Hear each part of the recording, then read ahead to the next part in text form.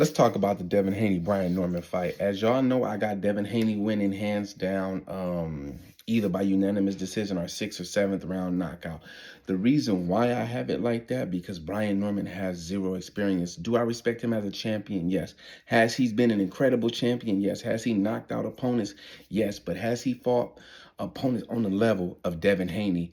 I was talking to his father, Brian Norman Sr., last night, and he's told me that Devin Haney was not a step up in competition. He said maybe he was a step up in name wise, but as far as competition, no. So he believed that Jen Sasaki, who was knocked out by a 135-pounder, then moved back down, and who was knocked out by Brian Norman, was on that can beat a Devin Haney, in which was blasphemy, because we know Devin Haney, we know his pedigree, we know his resume, and we know who's this guy's been in the ring with. Devin Haney is so much of a destructive boxer and power puncher that a guy had to take not one but two different steroids to even step in the ring with Devin Haney, and that guy was Ryan Garcia. And when Ryan Garcia knocked Devin Haney down 3 times, he got right back up and boxed himself, to me, to either a draw or Devin Haney winning by 1 round. But it was called how it was called. My thing is this. Brian Norman has never fought anyone on the level of Devin Haney. You know what I'm saying? And I hear people say, oh, yeah, Devin Haney is not Devin Haney. Brian Norman is a dog. Brian Norman has been in there with dogs. I said, well, yeah, he may be a dog, but there's different type of dogs. They got poodles, they got Frenchies, they got the Loquero Taco Bell dog, Chihuahua. They got all type of dogs that ain't big dogs, like Saint Bernards and King Corsos and things like that. And then when you get into that rat rim where you get pit bulls and King Corsos and things like that, that's when you're talking about Devin Haney. You get what I'm saying? So Mr. Norman's never been in a situation like that or been drug into the deep end. Devin Haney is so I can say he's so talented that he can switch a style every round. So, you know, Brian Norman is definitely gonna have problems there, because if you train for one thing, Devin Haney can just switch up. Devin Haney can fight you the way he fought Lomachenko, and we seen what Devin Haney did. He destroyed Lomachenko. He can fight you the way he fought Jojo Diaz, Jorge Linares, Regis Prograde. You know what I'm saying? He can switch up and fight you any different way. And if he takes the elements from all those fights and put it into every round, you're not going to be able to keep up mentally, physically, or anything like that. Now, Brian Norman, I don't know if he has a gas tank, because he's been knocking opponents out to never go 12. And we know Devin is prone to go 12 rounds if he doesn't knock you out. So, you know, is Brian going to have the gas tank? Is Brian Norman going to be able to hit Devin Haney? What are we going to do? We're talking about the coaches. Bill Haney, as Mr. Norman said, Brian Norman Sr. said last night that he's a better coach than Bill Haney. And Bill Haney pays for these coaches to come in. I'm like, you're right. So that's what you do when you got money and when you want the best for your kid. You get what I'm saying? So you bring in the Freddie Roachers. You bring in the Mayweathers. You know what I'm saying? You bring in those dudes. You know what I'm saying? You put him with the creme de la creme, the cachet. You put him knowing from the best is like Zab Judah, like Floyd Mayweather Jr., Floyd Sr., you know, just everybody that he's been around. You get what I'm saying? That Devin, who molded Devin Haney to be the best that he can be.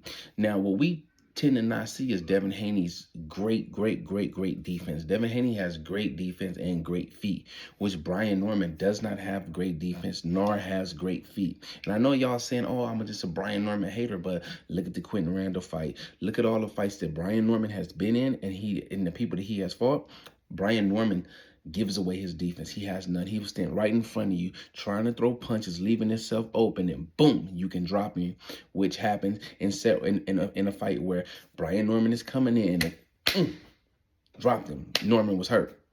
Though he coasted back and came back to victory, you were still down. And if that was a complete fighter like Devin Haney and he hits you like that, you're going to go down. There's no other way around that, but you're going down regardless of the fact. You know what I'm saying? I know that we're going to say, oh, Devin Haney is pillow-fisted.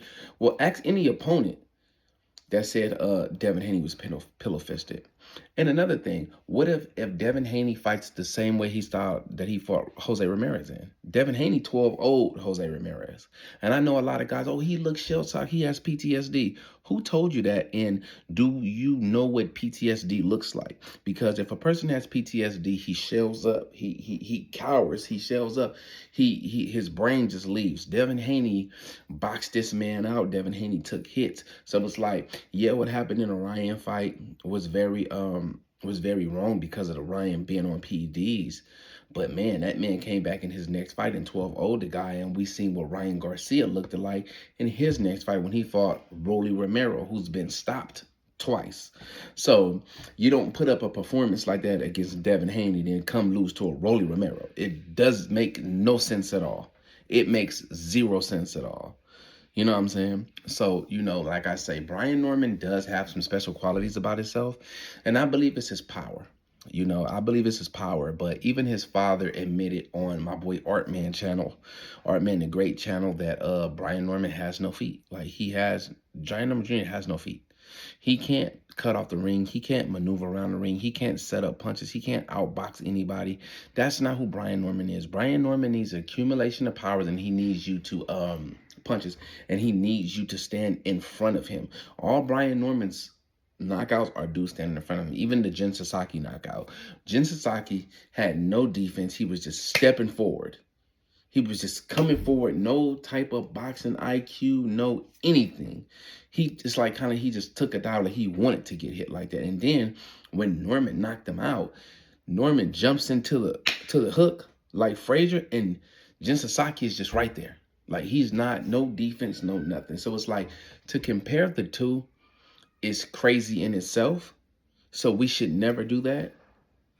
We should just call it right down the middle. Yes, Devin Haney is a master boxer with the highest IQ at 147 right now. There's nobody better. And I know y'all going to say, well, this is Devin Haney's first fight at 147. No, because Devin Haney had 2 fights over the weight of 140, which makes it, if you're 141, you're in welterweight. The last fight with Jose Ramirez was 143. When you go in and you weigh in at the welterweight level, the cap is 147. So you can weigh in at 143, 144, 145. You can weigh in lower. You're still in welterweight. So technically, by the numbers, Devin Haney has fought at welterweight twice. But honestly, if you ask me my opinion, I believe this was a cherry pick. I believe he picked Boots Ennis, and Boots Ennis, ducked him, you know what I'm saying? And he also ducked Teofimo Lopez for $11 million and even more money for Devin Haney, and wanting Devin Haney to come up and fight him at his own weight class of 152.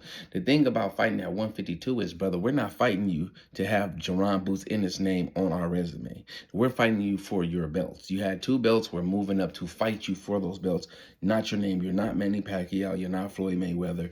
You don't have a name like that. So you're not bigger than the belts.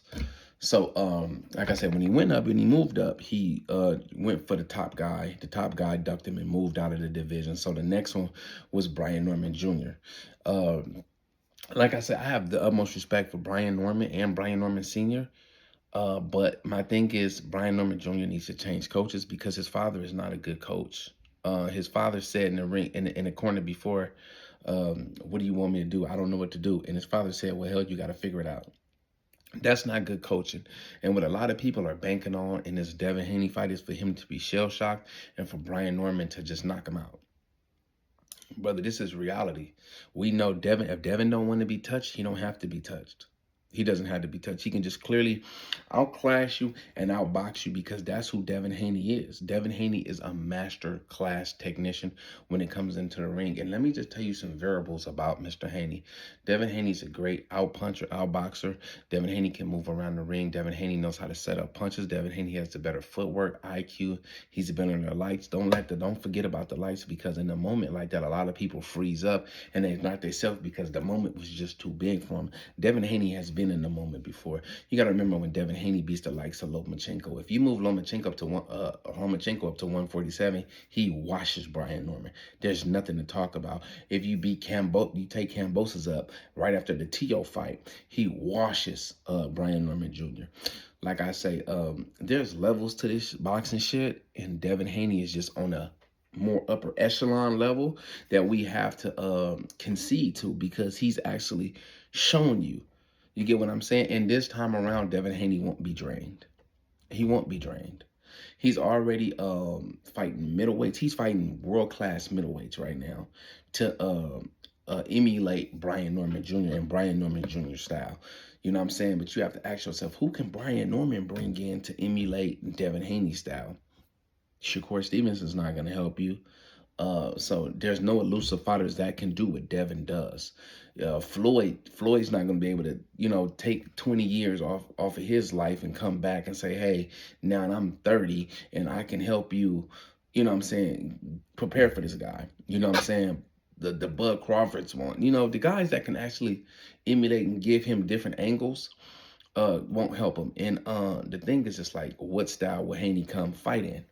you know so that's where we're at right now with it. And you know we'll see you November 22nd, man. I got Haney winning.